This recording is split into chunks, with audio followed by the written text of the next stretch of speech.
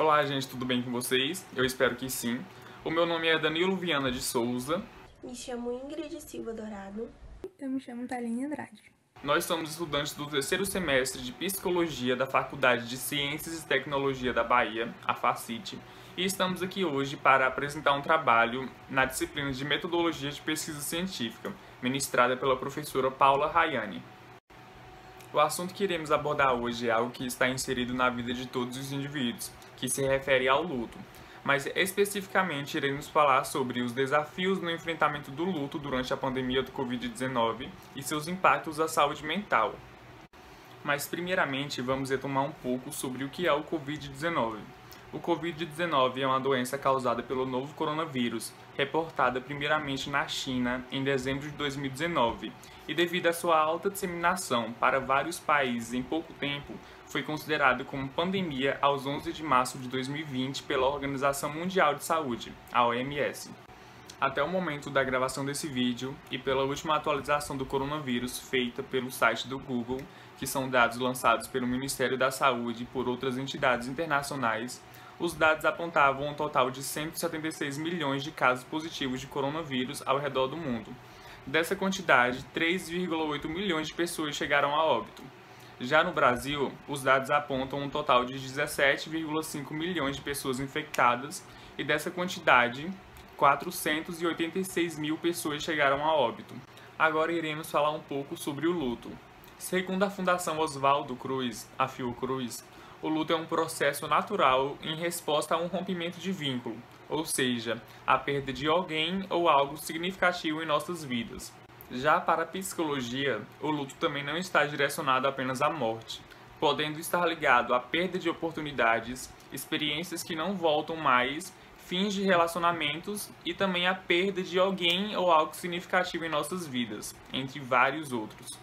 Segundo a psiquiatra Elisabeth Kübler-Ross, natural da Suíça, definiu em 1986 5 etapas do luto. A primeira delas é a negação, quando a pessoa ainda não assimila a realidade e tem a esperança de um possível retorno daquele que se foi. A segunda etapa é a raiva, quando a pessoa está afogada em um sentimento de culpa ou tenta procurar um culpado por aquilo que aconteceu. A terceira etapa é a negociação. Assemelha-se bastante à negação, a pessoa ainda não aceita e tenta a todo custo trazer aquela pessoa de volta, a pessoa ou algo que se foi, a troco de promessas e barganhas. Já a quarta etapa do luto é definida pela depressão, quando a dor e a tristeza ficam mais fortes, a realidade vem à tona e o sentimento de solidão invade o coração da pessoa. A quinta e última etapa é definida pela aceitação, quando a pessoa tem a plena convicção de que a saudade será eterna, mas ela tem uma sensação de paz após compreender o acontecido e enxergar outras oportunidades de vida sem alguém ou algo que ela perdeu. Mas então, como tem sido o processo de enfrentamento ao luto no atual momento que estamos vivendo, que é a pandemia do Covid-19? Já é perceptível as perdas cognitivas, emocionais e comportamentais devido às mortes no atual momento, e é o que veremos a... Vamos falar agora um pouco sobre o processo de enlutamento durante a pandemia, já que diante desse cenário do novo Covid-19 trouxe uma realidade muito cruel para familiares das vítimas, onde eles têm que passar por esse processo de luto sem os rituais tradicionais pelos quais estão acostumados, o que pode acabar dificultando esse processo. Velar e enterrar o seu ente querido é uma forma muito importante para muitos de se despedir. Porém, no momento atual, muitas pessoas não estão se despedindo da maneira que gostariam, já que cada pessoa tem uma maneira diferente de vivenciar esse luto, processar informação, organizar sentimentos, cada um tem uma forma subjetiva de passar por esse momento.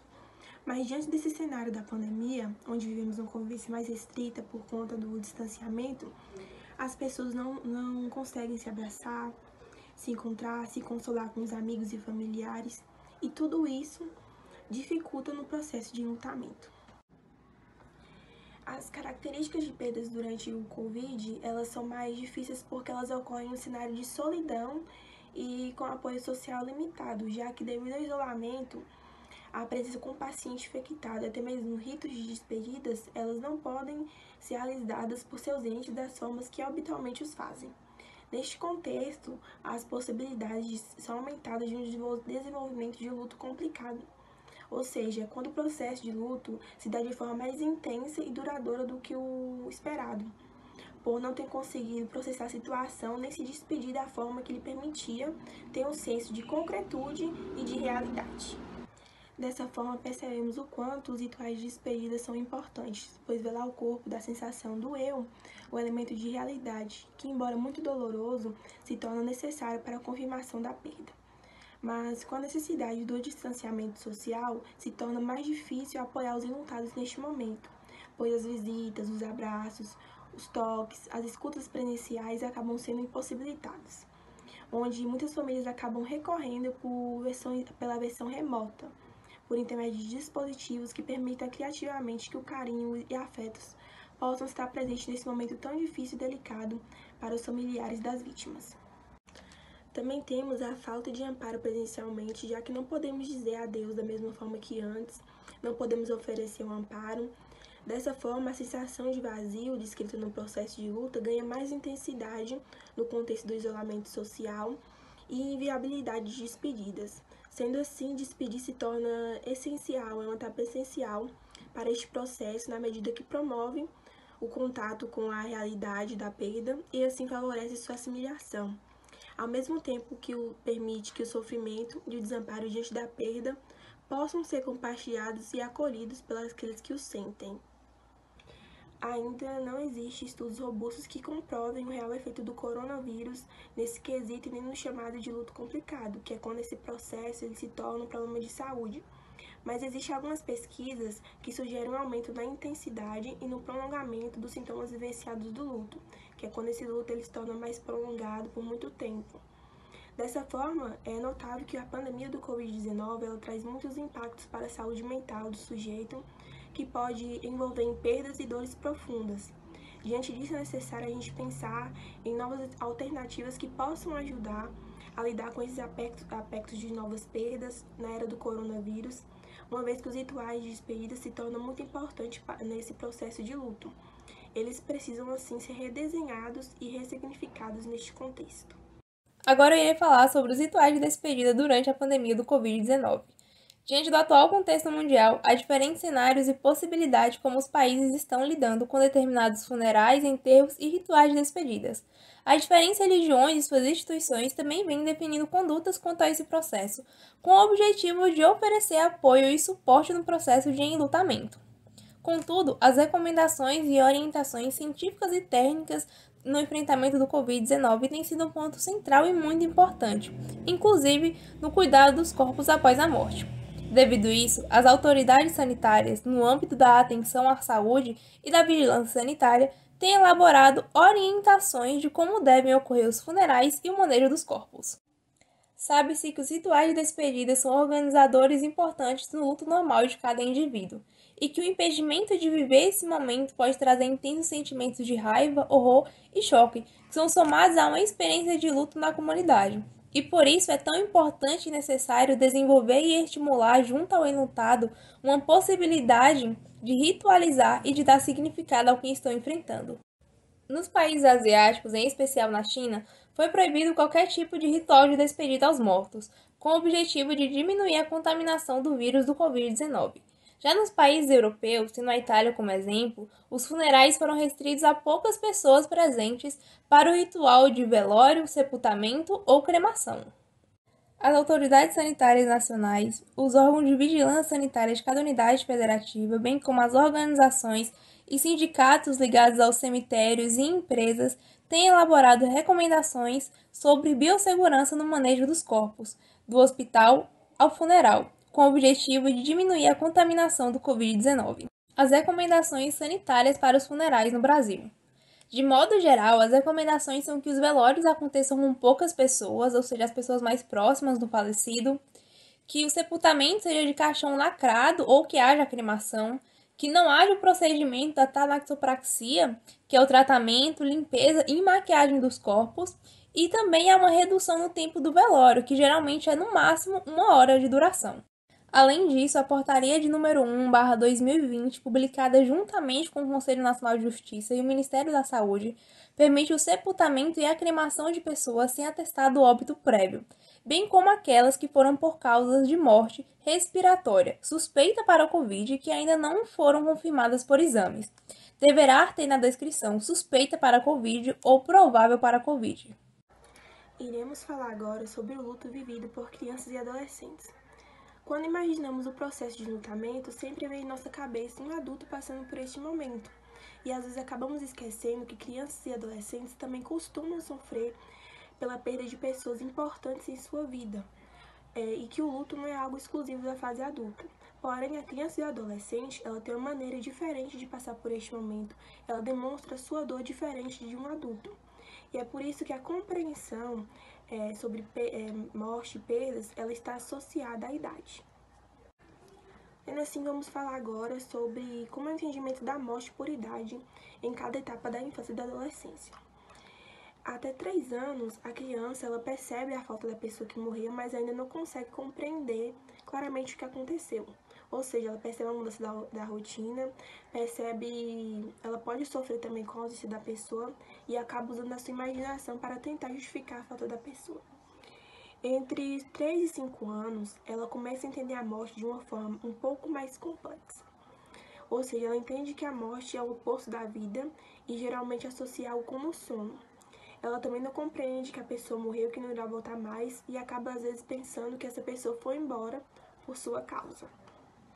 Entre 5 e 9 anos, nessa etapa a criança começa a imaginar a morte como um personagem, alguém que vem para levar embora.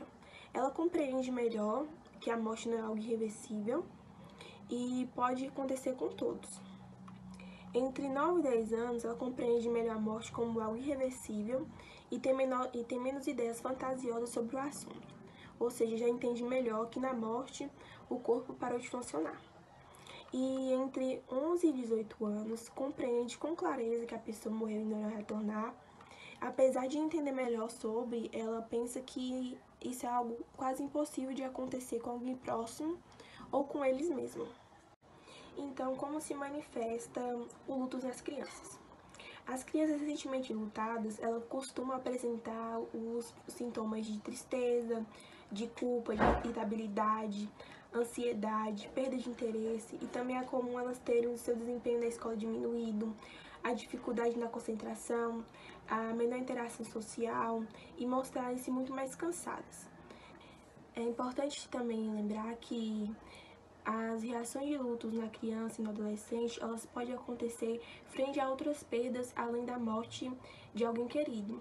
Então é importante a gente buscar valorizar o sentimento da criança e do adolescente e reconhecer a dor que ele está sentindo, mesmo que não pareça algo justificável, como por exemplo, não poder ir à escola, não ter a festa de aniversário, a morte de um bichinho de estimação, mudar de escola diferente para outra escola diferente. Então, todo sofrimento ele deve ser acolhido e respeitado. Vale ressaltar também se essas alterações elas persistirem por um tempo prolongado e estiverem causando prejuízo tanto para adolescente quanto para criança, como a dificuldade de se adaptar às mudanças impostas pela perda, é recomendado que ela busque a avaliação de profissional de psicologia. A saúde mental dos profissionais da linha de frente. Os profissionais dessa área, como enfermeiros, médicos, técnicos em enfermagem e fisioterapeutas, por estarem em contato direto com os pacientes, estão entre os mais vulneráveis à infecção do Covid-19. E isso pode ocasionar estresse e pressão psicológica, por conta da possibilidade de se infectar com o vírus e acabar transmitindo para os seus próprios familiares, colegas de trabalho e até mesmo para os seus próprios pacientes. Além disso, somado à longa jornada de trabalho, falta de equipamento, de proteção individual e a infraestrutura no atendimento, que podem acabar causando um sentimento de solidão e desesperança, além de estados emocionais como irritabilidade, cansaço mental e físico e desespero. Outro fator agravante é o afastamento de colegas de trabalho por conta da infecção do Covid-19. Isso faz com que aumente a carga de trabalho por conta da diminuição de equipe e aumente o estresse. E situações extremamente estressantes podem acabar desenvolvendo sofrimento mental em diferentes graus e diferentes formas.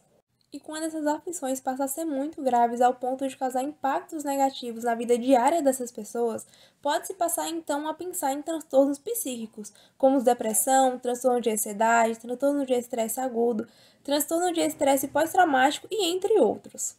E no caso daqueles que têm que ficar longe de seus familiares, apesar do distanciamento social ter seus benefícios comprovados na diminuição do contágio da doença, os priva de um fator crucial contra as complicações da saúde mental, que é o contato. Logo em um momento que eles estão tão frágeis emocionalmente, vulneráveis e tão sobrecarregados com a rápida e drástica mudança no processo de trabalho. Além de vivenciar o colapso da capacidade assistencial do serviço, o isolamento social e afetivo e a dificuldade de estabelecer medidas de autocuidado, como atividades físicas, lazer e até mesmo sono. E também existem outros estressantes importantes, sendo eles a inexistência de um tratamento específico para a Covid-19, o cuidado paliativo dos pacientes, as incertezas quanto ao quadro geral do país, o sofrimento dos familiares e dos pacientes, a culpa por conta de situações fora do controle e também a perca de pacientes para a doença. Então, de maneira geral, podemos dizer que a saúde mental desses profissionais é bastante abalada. Vamos falar agora sobre a atuação do psicólogo no contexto clínico e hospitalar. Devido a todas as alterações emocionais e também nas experiências de luto e morte, fica evidente a necessidade de intervenções psicológicas alinhadas às demandas emergentes no contexto de pandemia. Uma das dificuldades que principalmente os psicólogos têm enfrentado é no que se refere ao acompanhamento psicológico. Devido ao isolamento social, infelizmente não podemos ter contato presencial com outras pessoas. Por conta disso, muitos psicólogos e também outros profissionais têm optado cada vez mais pelos métodos virtuais de atendimento. Já sobre a sua atuação, o psicólogo no contexto hospitalar pode ajudar de diversas maneiras. Uma delas é ajudar na realização dos rituais de despedidas. Conversar sobre os desejos e condições emocionais pode preparar tanto a família quanto os amigos e assim como o paciente para o momento da despedida. Ter a oportunidade de trabalhar os sentimentos é de suma importância, pois facilita a abertura no relacionamento entre o paciente e os familiares. Além disso, permite também uma maior humanização no ambiente hospitalar, visto que é um momento doloroso para todos. Falando agora também sobre as estratégias de enfrentamento ao luto. Além da psicoterapia que é ofertada pelos psicólogos, também há diversas outras que iremos ver a seguir. Mas uma curiosidade é que o Facebook passou a implementar na sua plataforma a função de transformar contas dos usuários que faleceram em contas memoriais. Nessas contas podem ser usadas tanto para anunciar informações sobre o óbito e também sobre o sepultamento e demais informações, quanto para postar vídeos, lembranças e memórias do ente falecido, de forma a tornar público o processo de luto e também criar uma conexão entre as outras pessoas e receber apoio também. Por fim, iremos falar agora sobre as estratégias de suporte e apoio emocional e enlutamento durante a pandemia do Covid-19.